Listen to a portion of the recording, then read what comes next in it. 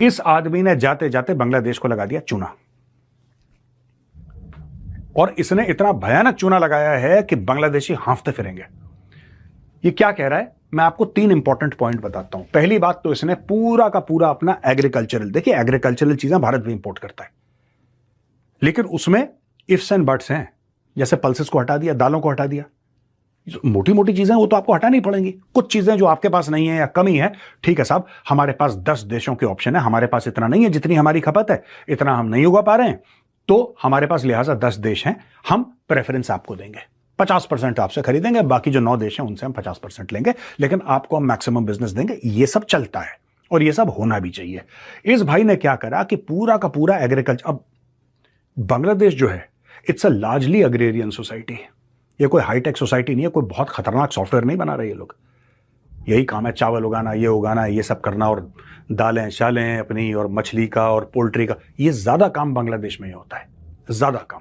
I am not saying कि यही होता है, बट ज्यादातर काम यही है। अब यहां पे आप देखिए, इसने पूरा का पूरा मामला खोल दिया, राइट, पूरा। अब ये कह रहा है कि कार और मोटरसाइकिल, ये भी US along with their parts, आप यूएस से लेंगे, बिल्कुल ठीक है। यूएस डिसाइड करेगा टर्म्स एंड कंडीशंस।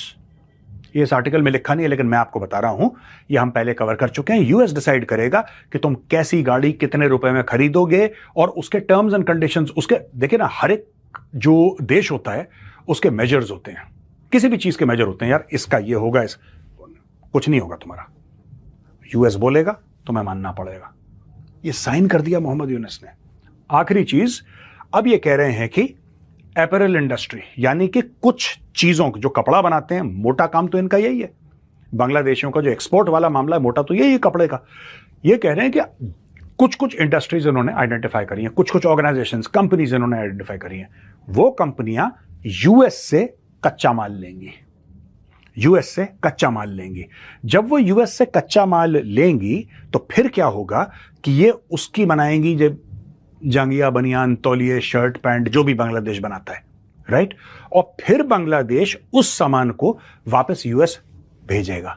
जब वो यूएस भेजेगा तो उस पर 0% टैरिफ लगेगा।